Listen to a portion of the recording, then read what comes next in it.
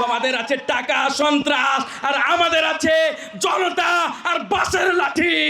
ইসলামকে নিয়ে ছিনিমিনি খেলার জন্য আমিনুল ইসলাম তোমার চাপায়ে জন্ম হয় নাই। সংগ্রামী নাচলবাসী, আমরা 2018 সালে যখন ভোট দেওয়ার সুযোগ পেয়েছিলাম, জনাব আমিনুল ইসলামকে ভোট দিয়েছিলাম অনেক আশা নিয়ে। আমরা চেয়েছিলাম তিনি শাসক না হয়ে মানুষের সেবক হয়ে মানুষের দ্বারে দ্বারে ঘুরে মানুষের কষ্টের অংশীদার হবে, কিন্তু আমরা তার প্রতিফল দেখতে পাই নাই। তাকে নির্বাচন ছাড়া কখনো এই নাচল তার জন্মভূমি বলে সেই নাচলেও কোনোদিন দেখি নাই। ভোলাহাটবাসী মনে করেছে নাচলে হয়তো বা সময় দেয়, গমাস্তাপুরবাসী মনে করেছে নাচলে হয়তো বা সময় দেয়।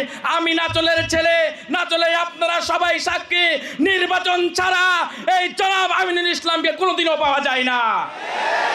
তিনি নাচলে জন্মগ্রহণ করেছে ঠিকই, কিন্তু এখন ব্যবসার খাতিরে তিনি কক্সবাজারের 5 স্টার হোটেলে থাকে, ব্যবসার খাতিরে ঢাকায় থাকে, বিদেশে অবস্থান করে, টাকার বিনিময়ে নমিনেশন নিয়ে এমপি হয়ে তিনি তার ব্যবসাকে গচিয়েছে।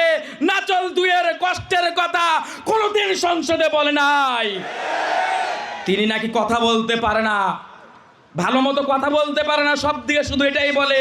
আর তুমি যদি কথা বলতে নাই পারো, এ কথা কেমনে বলো যে আমি যেটা বলবো সেটাই আইন, সেটাই আল্লাহর হুকুম? নাচলবাসী ধৈর্য ধারণ করে আছে।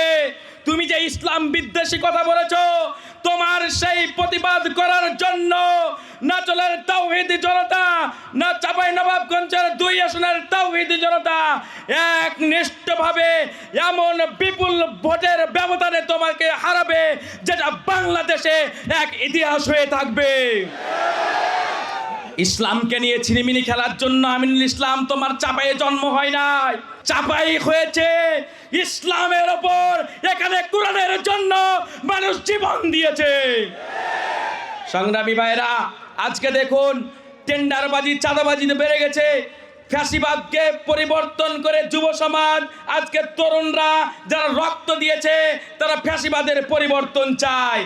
যারা তখন দেখেছে বিএনপি পাথর মেরে থেতলিয়ে হত্যা করেছে, তারা যখন দেখেছে আনলিমিটেড চাঁদাবাজি করেছে, তারা যখন দেখেছে তাদের কর্মীদেরকেই তারা হত্যা করেছে, তারা যখন দেখেছে সারা দেশের সন্ত্রাসী কায়েম সৃষ্টি করেছে, তখন এই তরুণ জেনজিরা সিদ্ধান্ত নিয়েছে এবং সেটার প্রতিফল ডাকসু, জাকসু, রাকসু, চাকসু এবং জকসুতে দেখিয়েছে এবং সেটা চূড়ান্ত প্রতিফল আগামী 12 তারিখ দেখার জন্য প্রস্তুত আছে।